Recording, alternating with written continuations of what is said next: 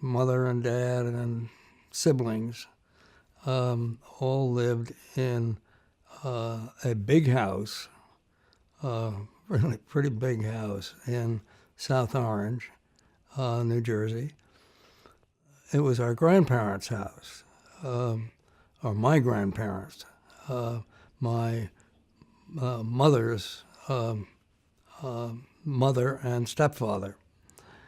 He was a doctor, and he had his office in the house. And and the house was plenty big enough for all of us. And it was a big deal to run a house that size. And my grandmother was getting on in years, and she had a cardiac condition, and she just didn't feel up to it. But she didn't want to leave the house, so she persuaded my mother and father, who were going to move back down to New Jersey anyhow from Cambridge, where Dad had been a junior dean at the Harvard Business School. She and the doctor, Dr. Albee, Bumpy, as we called him, they persuaded us to come and live with and manage that house, and that meant there was a chauffeur, there was a cook, there was, for much of our childhood, there were 2 maids. Yeah, 2 maids, and a gardener. So anyhow, we were 3 generations in that house. We went to the public school, the public schools. The elementary school was just 15 minutes walk away, and so that part of our lives was quite ordinary. It was a good school. I have very fond memories of the teachers I remember. Not too many of them at this point. We had a lot of liberty.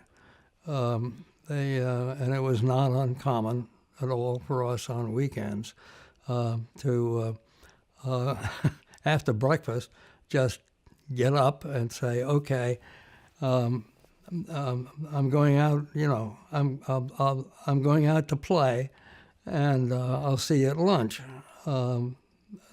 if we wanted lunch. I guess most of us did. And, there was the garage to hang around in. The chauffeur was a very agreeable guy. We lived on a 5-acre piece of property, and there was a sizable brook that ran through it, right down to the center of South Orange. And the brook became a kind of a route to get on there and hop stones until you got downtown, and you came back that way, and so forth. And it was a wonderful place to play around in, to throw rocks and play games and pretend and this and that. The 4 of us, there were 4 kids, and I was the oldest. And then there was Reed and Charles, and they were pretty close. They were within a year and a half of each other. And then Mary, my sister, was 4 or 5 years younger. We all were very different. I was, believe it or not, I was bossy, and there were times when they couldn't stand me. My we're all very close together now, and have been pretty much as adults. We have been admiring and accepting of who we have become, and and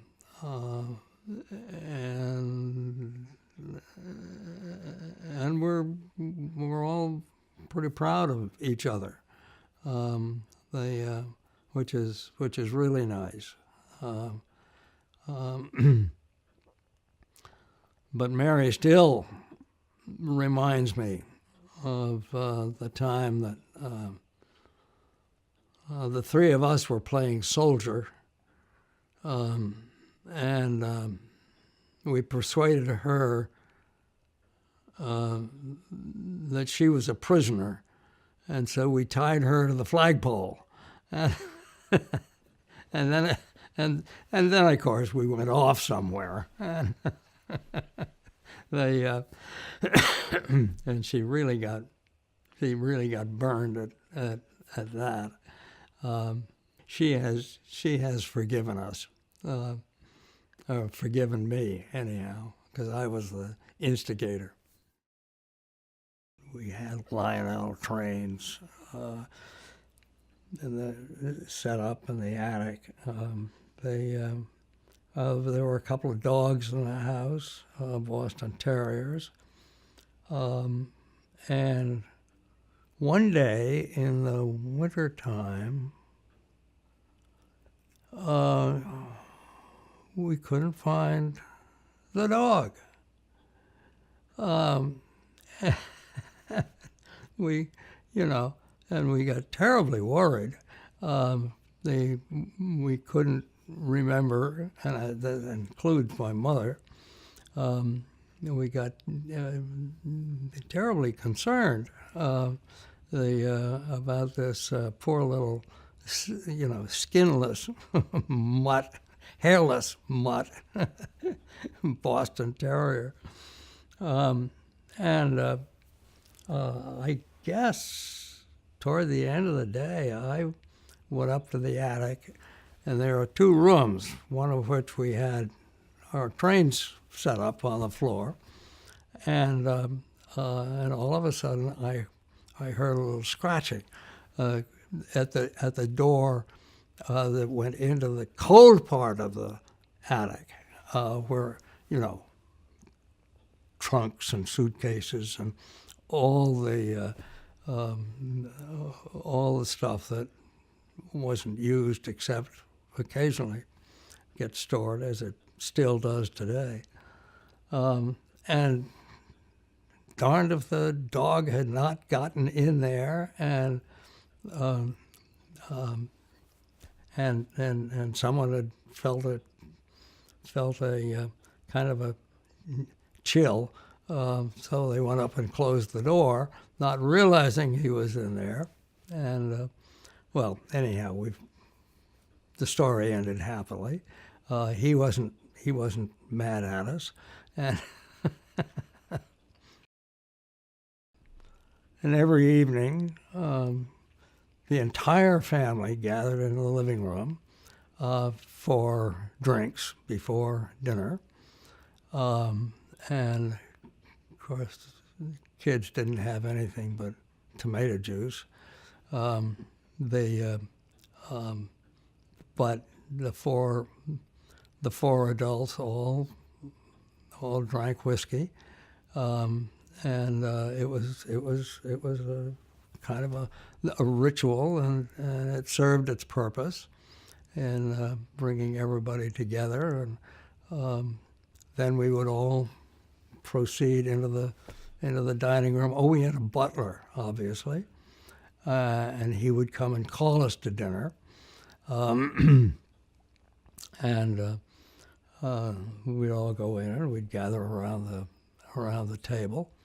And the rule was that as far as we kids were concerned, the rule was that we had to eat everything on our plates before the plate could be taken away, and dessert was brought to the table. Well, one night, my brother Reed got his back up and decided he was not going to eat his peas, and so he kind of sat there like this, and the rest of us, had our dessert, and and we were, one by one excused from the table, except for Reed.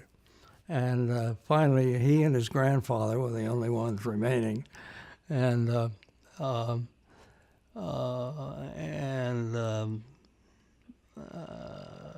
and Bumpy sat at the head of the table, and the Newark Evening News he had, and he was reading that. And Reed, being very imaginative, took those opportunities to stuff the peas in his shoe. And finally, he had them all in there. And so he said, "Okay, Grandpa, Bumpy, I have I've finished my peas." And so then he got up and he kind of squished out of the dining room, and I forget how that resolved itself. How Bumpy was kind of a fierce old guy on matters like that, and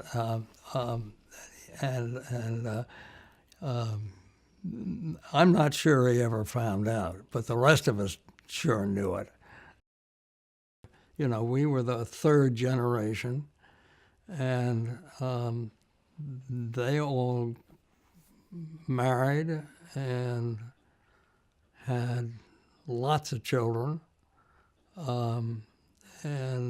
So any picture that there is of kind of the whole family is a lot of tiny little faces. and of course they're all the fourth generation. They're all married and have lots of children, and we're all really pretty close